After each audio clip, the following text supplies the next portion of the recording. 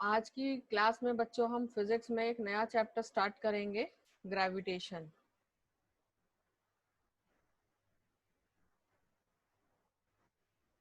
अब देखिए क्या होता है, ग्रेविटेशन को समझने के लिए पहले हमें सोलर सिस्टम को समझना होगा। तो सोलर सिस्टम में हम जानते हैं कि जो प्लैनेट्स होते हैं वो सन के अराउंड मूव करते हैं।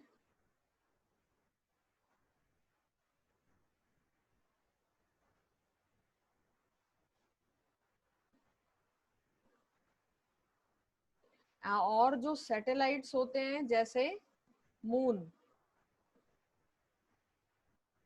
ये सैटेलाइट्स प्लैनेट्स के अराउंड मूव करते हैं, मूव अराउंड प्लैनेट। अब ये जो पाथ फॉलो करते हैं प्लैनेट जब सन के अराउंड मूव करते हैं, और जिस पाथ में वो मूव करते हैं बच्चों, उन पाथ को हम क्या बोलते हैं? ऑर्बिट्स। तो सबसे पहले यहाँ पर डेफिनेशन आती है orbits. The path followed by the planets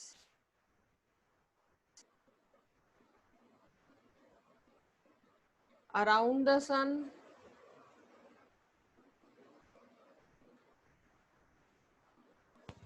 and by the satellite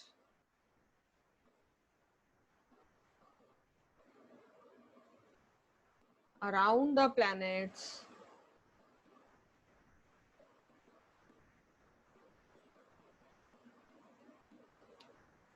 is known as orbit. तो जो प्लैनेट्स हैं अगर सर के अराउंड मूव कर रहे हैं, या सैटेलाइट्स हैं जो कि प्लैनेट्स के अराउंड मूव कर रहे हैं, एक फिक्स्ड पाथ में मूव करते हैं, और इस फिक्स्ड पाथ को क्या बोलते हैं बच्चों? ऑर्बिट। अब देखिए, जब सबसे पहले न्यूटन का फर्स्ट लॉ आया था,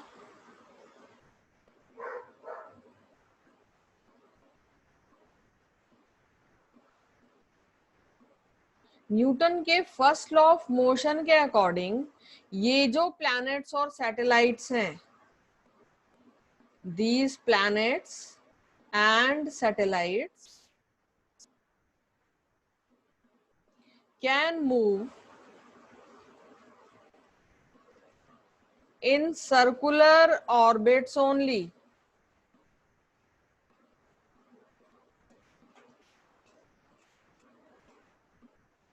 if some force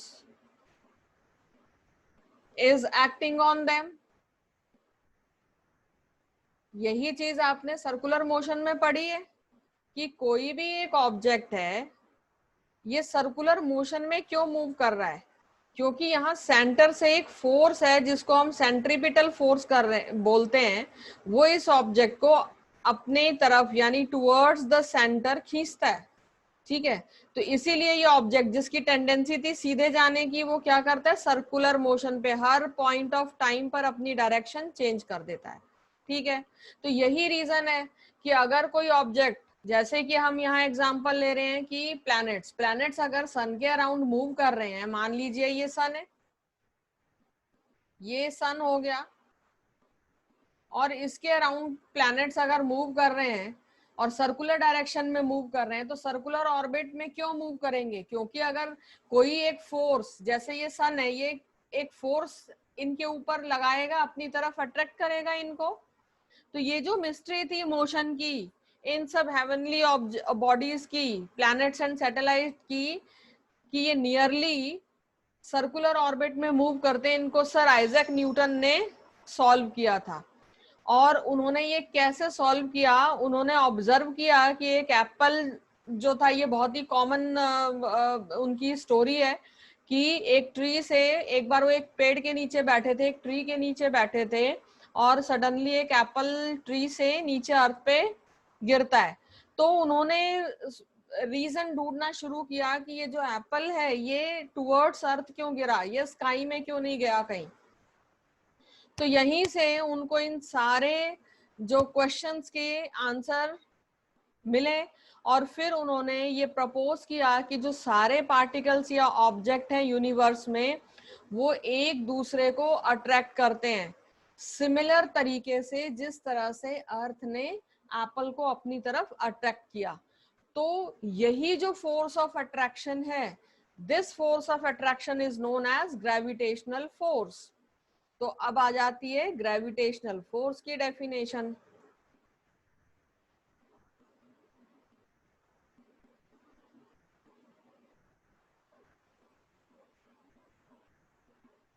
The force of attraction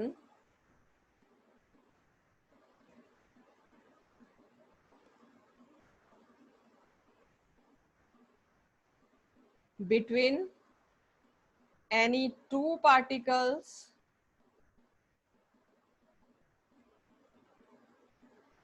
in the universe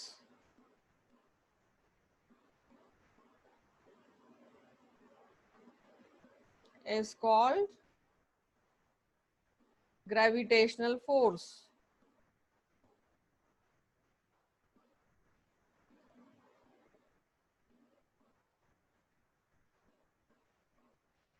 तो अब क्योंकि ये लॉ जो था न्यूटन ने दिया था, तो इसीलिए इस लॉ को हम क्या बोलते हैं, न्यूटन्स लॉ ऑफ ग्रेविटेशन।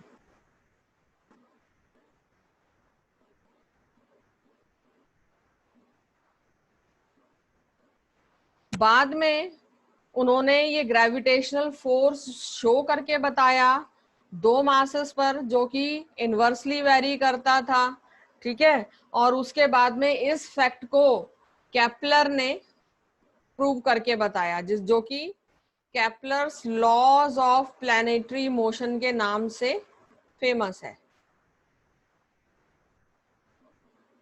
तो अब ये जो केपलर के लॉज हैं ये अभी आपके सिलेबस में नहीं है, या हायर क्लासेस में 11th 12th में जो लोग साइंस लेंगे तो ये तब पढ़ेंगे जा करके।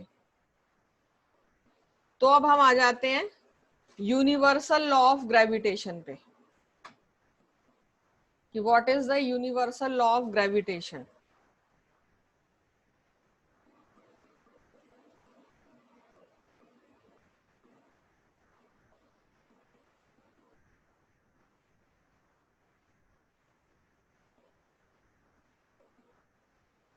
यूनिवर्सल लॉ ऑफ ग्रेविटेशन क्या है, पहले स्टेटमेंट लिखते हैं एंड देन हम इसको समझेंगे। तो according to this law,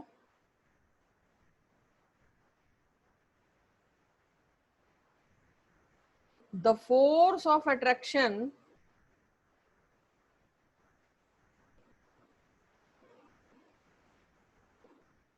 between two particles or bodies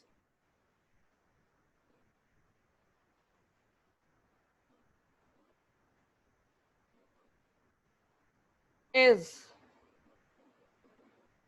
directly proportional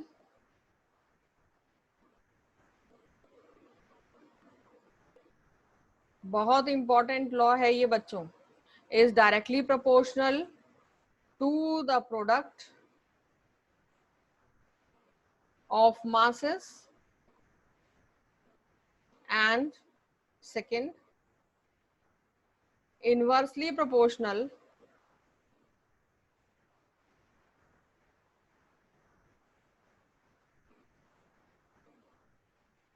to the square of distance between them।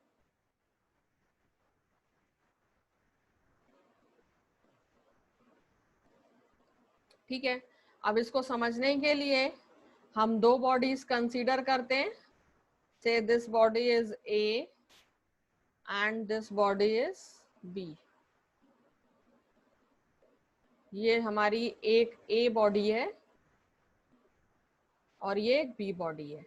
इन दोनों के सेंटर लेने हमने, और सेंटर्स, इन दोनों के सेंटर्स के बीच का जो डिस्टेंस है, इस डिस्टेंस को हमने क्या मान लिया, आर।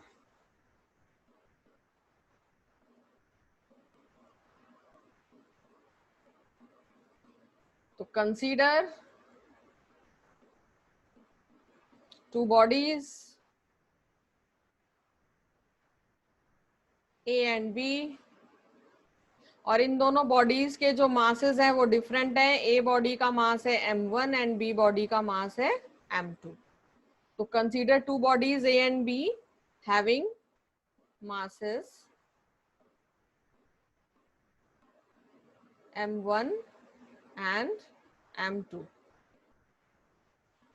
फिर हमने कंसीडर किया कि इन दोनों के सेंटर्स के बीच का डिस्टेंस कितना है r. Let distance between their centers be r. तो अब देखिए ग्रेविटेशनल लॉ क्या बताता है. According to the law of gravitation,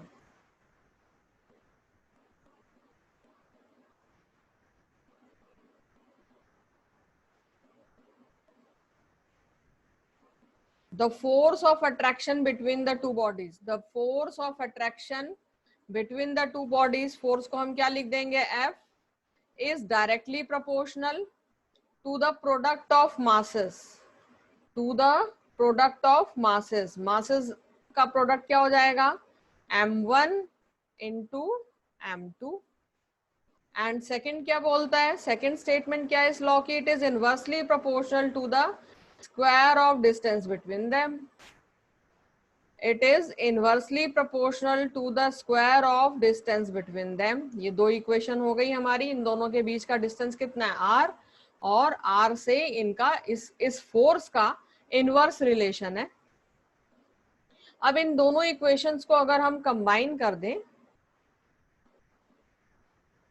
combining equations 1 and 2, what will we get? F is directly proportional to m1 m2 upon r square. और अभी तक आप समझ गए हैं कि फिजिक्स में ये जो प्रोपोर्शनैलिटी कांस्टेंट होता है इसको हम हटा देते हैं और इसकी जगह ये जो प्रोपोर्शनैलिटी का साइन है इसकी जगह एक प्रोपोर्शनैलिटी कांस्टेंट लेकर के आते हैं. तो यहाँ प्रोपोर्शनैलिटी कांस्टेंट क्या हो जाएगा, g. और अब हमारी इक्वेशन क्या बन गई, F is equals to g into m1 m2 upon r square. ये जो g है ये कांस्टेंट है और इसी को हम क्या बोलते हैं, universal gravitational constant. This g is constant and is known as universal gravitational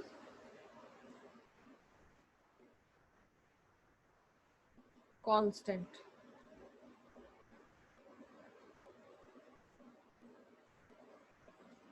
ठीक है. तो अब यहां पर देखिए ये आपके पास अब इक्वेशन आ गई है. अब इनमें से कोई भी आपको एक क्वांटिटी अननोन है तो एक क्वांटिटी अननोन है तो आप इस इक्वेशन से बाकी सारी वो अननोन क्वांटिटी को आप निकाल सकते हो. जैसे मान लीजिए आपको g निकालने के लिए, कैलकुलेट करने के लिए बोला जाएगा तो आप क्या कर देंगे, f into R square upon m1 into m2. अब ये डिपेंड करेगा आपके क्वेश्चन के ऊपर कि आपने इसको कैसे अप्लाई करना है.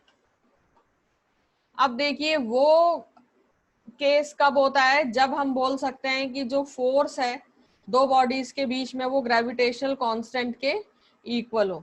अच्छा यहाँ पर मैं ग्रेविटेशनल कांस्टेंट की जो फिक्स्ड वैल्यू है वो आपको बता देती हूँ. It is 6.67 into 10⁻⁻11 newton metre square पर केजी स्क्वायर. ठीक है. ये कहीं पर भी यूनिवर्स में आप चले जाइए जी की वैल्यू यही को मिलेगी constant. That is why it is known as universal gravitational constant. और इस जी की वैल्यू ये जो हम एक फिक्स वैल्यू लेकर के आए थे ये लेबोरेटरी में ऑब्टेन की गई थी एक्सपेरिमेंट से. और इसको ऑब्टेन किसने की थी, सर हेनरी कैवेंडिश ने.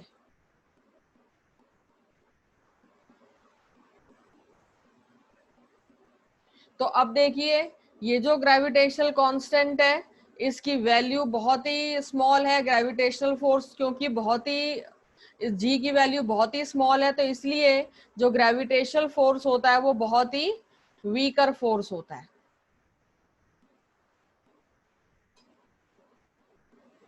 ठीक है, अब देखिए वो कौन सा केस होगा जब हम F को G के इक्वल लिख सकते हैं। तो देखिए, अगर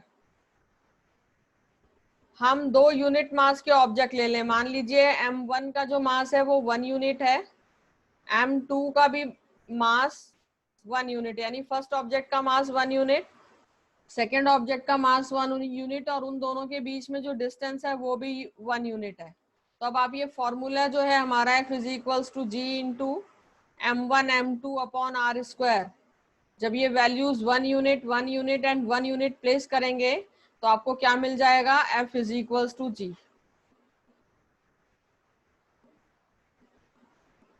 ठीक है, तो अब आप यहां से आपको ग्रेविटेशनल कांस्टेंट की यूनिट डिफाइन मिल जाती है, मींस डेफिनेशन मिल जाती है। तो universal gravitational constant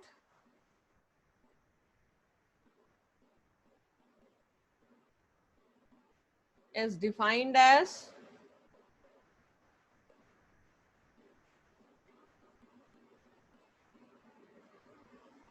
the force of attraction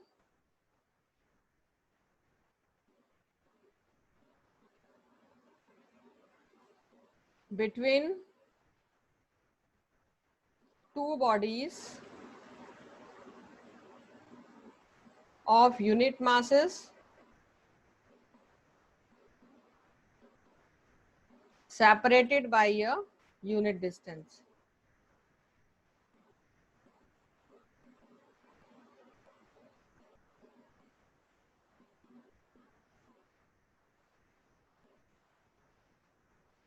ऐसा यूनिट क्या होती है ग्रेविटेशनल कांस्टेंट की, इसके फॉर्मूले से यूनिट मिलेगी। देखिए, जो फोर्स होता है, फोर्स की यूनिट क्या होती है, न्यूटन, रेडियस की यूनिट मीटर, बस यूनिट्स लिख देनी है और पावर लगा देनी है as it is. M1 M2 मास की यूनिट क्या होती है, मास की यूनिट केजी, तो केजी इनटू केजी क्या हो जाएगा, केजी स्क्वायर। तो यूनिट अब हम कैसे लिख सकते हैं, न्यूटन मीटर स्क्वायर पर केजी स्क्वायर। जो उसका फॉर्मूला होता है उसी से हमने क्या बना दी, उसकी यूनिट। अब ये जो ग्रेविटेशनल कांस्टेंट है इसकी क्या क्या कैरेक्टरिस्टिक्स होती हैं, आइए इसको समझ लेते हैं।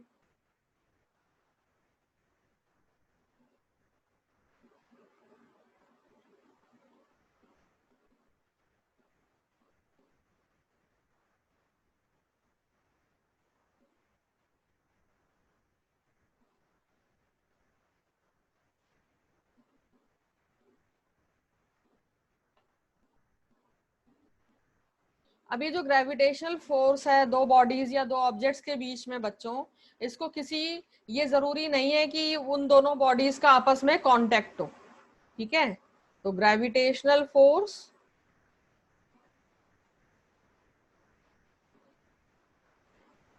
between two bodies does not need any contact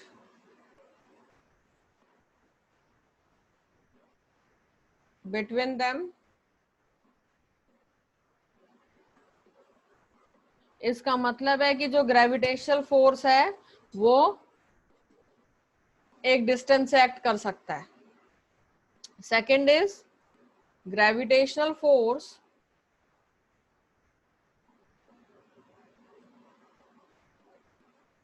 between two bodies varies inversely proportional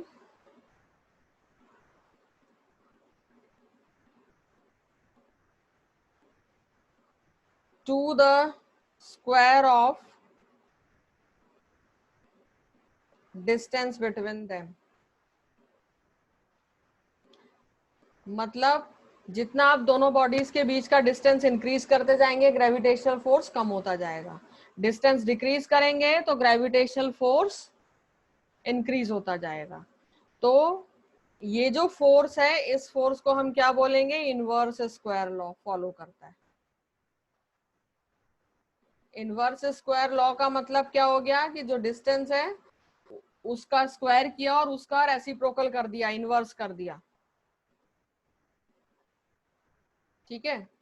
तीसरा पॉइंट बहुत ही इंपॉर्टेंट है कि ये जो ग्रेविटेशनल फोर्स है दो बॉडीज के बीच में,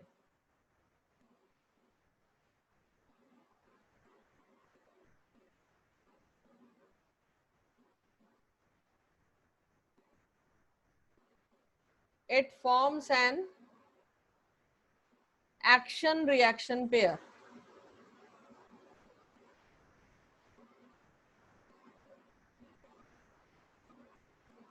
मीन्स क्या हुआ यहां पर कि अगर ये ए बॉडी ये बी बॉडी को अट्रैक्ट कर रही है तो बी बॉडी भी ए बॉडी को अट्रैक्ट करेगी। ए बॉडी अगर बी बॉडी पर को अट्रैक्ट कर रही है मीन्स एक फोर्स ऑफ अट्रैक्शन है F1, तो बी भी ए को अट्रैक्ट करेगी और वो कौन सा फोर्स ऑफ अट्रैक्शन लगाएगी, F2। दोनों force same, equal and opposite होंगे। दोनों फोर्सेस का मैग्नीट्यूड तो सेम होगा पर क्योंकि डायरेक्शन अपोजिट है इसलिए हम इनको ऐसे लिखते हैं।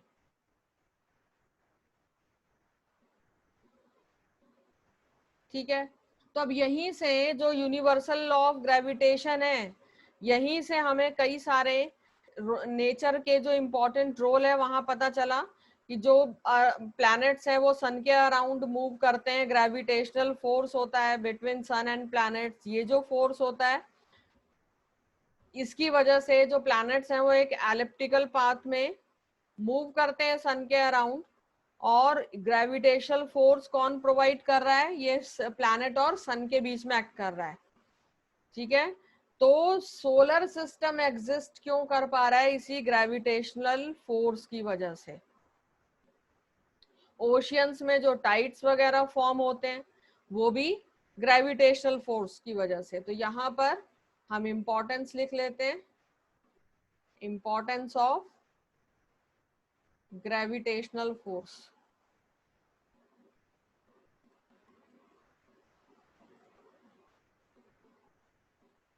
सबसे पहला, gravitational force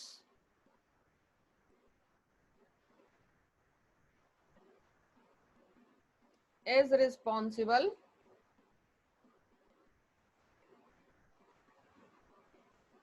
for the existence of solar system।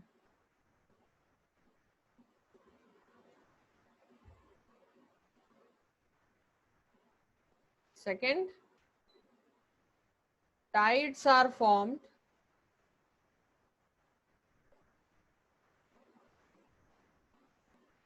due to gravitational force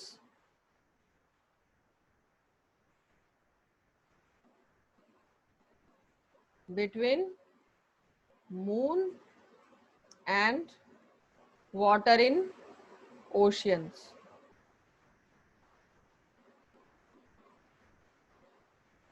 तो अब ये कैसे होता है, टाइड्स कैसे उठती हैं, देखिए। मान लीजिए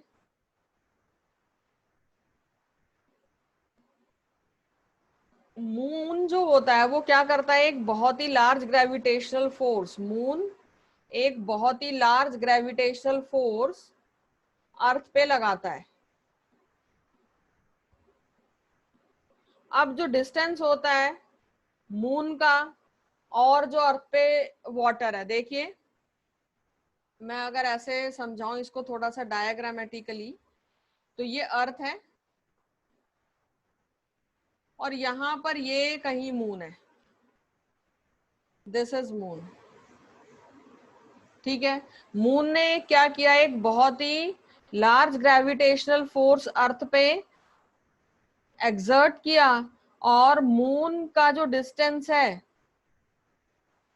मून का जो डिस्टेंस है यहां पर देखिए ये ओशियन वाटर है, इधर मून है कहीं, तो मून का जो डिस्टेंस है ओशियन वाटर से ये लेस है अर्थ से। ठीक है। देखिए ओशियन वाटर कहीं यहाँ पर है और मून इधर है, फिर अर्थ जो है वो दूर है। तो ओशियन के वाटर क्योंकि नियर है, अभी हमने इनवर्स रिलेशन पढ़ा है डिस्टेंस का, ये ओशियन वाटर मान लीजिए ऐसे, ठीक है ना, और ये मून है ऐसे, मून की पोजीशन हम कुछ ऐसे दिखा सकते हैं ऐसे, ठीक है। तो क्योंकि ओशियन का वाटर का जो डिस्टेंस है as compare to earth it is nearer to the moon और it is less than the earth, तो जो मून है वो क्या करेगा, वो ओशियन वाटर को एक ग्रेट फोर्स से अपनी तरफ अट्रैक्ट करेगा, बहुत ही लार्ज फोर्स लगाएगा और अपनी तरफ अट्रैक्ट करेगा। तो जो वाटर होगा ओशियंस में वो क्या होगा, मून की तरफ अट्रैक्ट होगा। मैं इसको दोबारा से समझाती हूँ, मुझे थोड़ा सा यहाँ फील नहीं आ रहा है, मैं इसको डिलीट करती हूँ और आपको अभी दोबारा से इसको समझाती हूँ प्रॉपर। थोड़ा सा मुझे यहाँ अर्थ एंड मून बनाना पड़ेगा। देखिए चलिए हम यहाँ पर कुछ अर्थ और मून बनाते हैं। देखिए ये एक मून का पाथ हम बना लेते हैं, ये इधर ये मून है जो कि एक सर्कुलर ऑर्बिट में, ये अर्थ है, अर्थ के चारों ओर मूव कर रहा है, ठीक है, मून की डायरेक्शन हो गई। अब ये देखिए अर्थ, ये मैं यहां पर बना देती हूँ बी पॉइंट,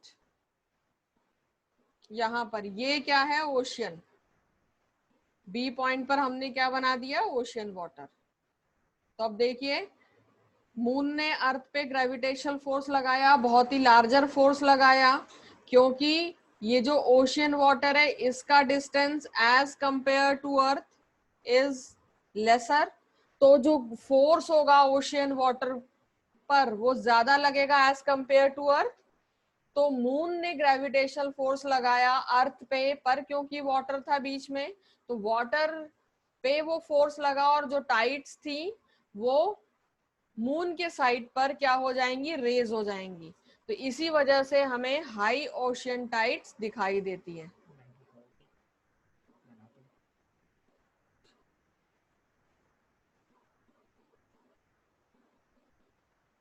ठीक है, तीसरी जो इसकी करेक्टरिस्टिक्स है या इंपॉर्टेंस है, gravitational force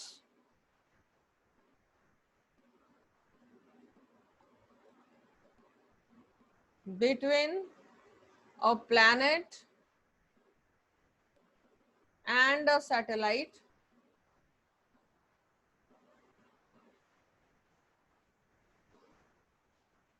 decides whether a planet has a moon or not.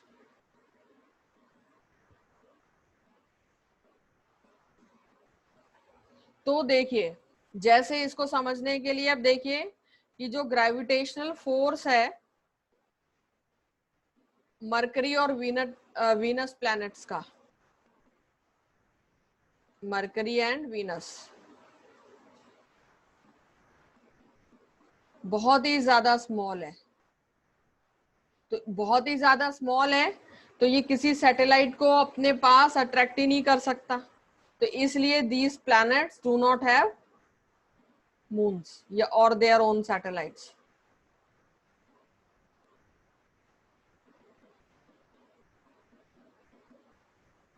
They do not have any satellite or moon. Artificial या नेचुरल सैटेलाइट, नेक्स्ट इसकी इंपॉर्टेंस क्या जाती है कि artificial and natural satellites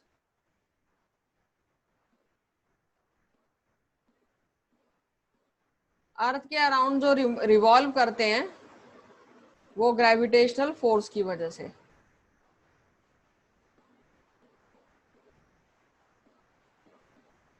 due to gravitational force between earth and satellites.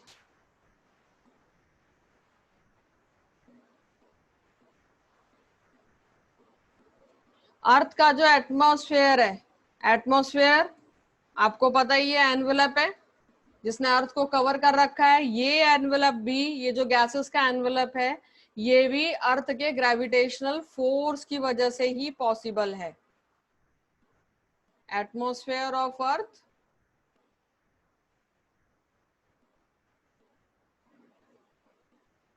is possible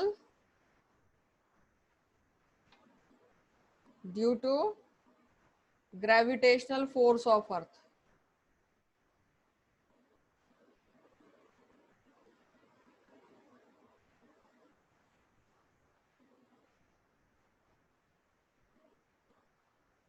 तो यहां पर ये सारी इसकी इंपॉर्टेंस कंप्लीट होती है। अब इसके बाद आपके पास आपको ग्रेविटेशनल फोर्स के न्यूमेरिकल्स करने हैं, जिसको कि मैं नेक्स्ट लेक्चर में एक्सप्लेन करूंगी।